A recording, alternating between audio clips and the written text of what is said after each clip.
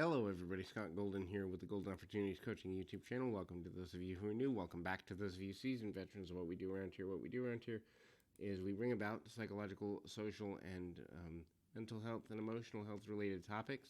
We try to do that in the most useful way possible, and we connect that through these audios. We try to be here multiple times per week. If you're looking for coaching on overcoming how to be more socially connected and or better quality of life on a daily basis as it relates to other people, I would love to be of service to you. Please feel free to reach out at PO Perception on Twitter or in the About Me section of this YouTube page.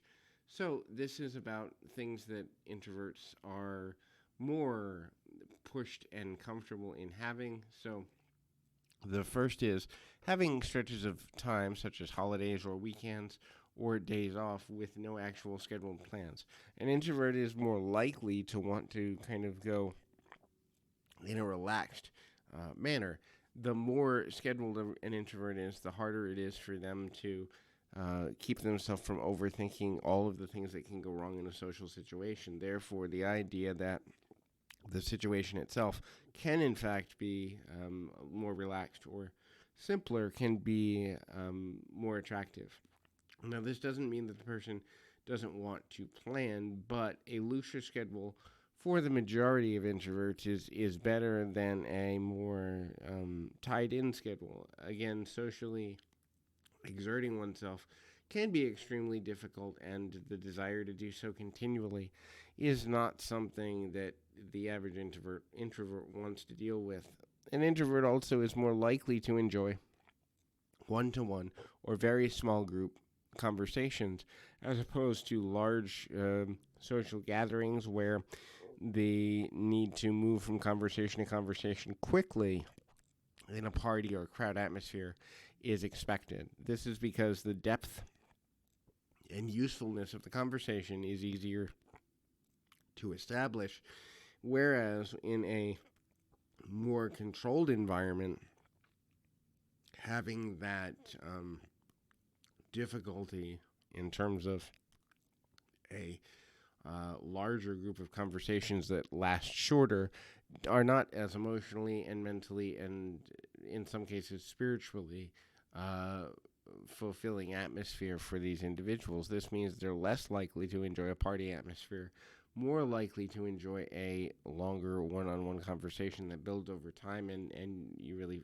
walk away from feeling like you know the person at a deeper level. This is the value of having solo hobbies. Now, that could be something as simple as video games, crosswords, going to certain social gatherings by oneself and just enjoying the process rather than having to kind of be on all the time. Introverts are more likely to enjoy activities that don't allow them or require them to be around people on a continual basis.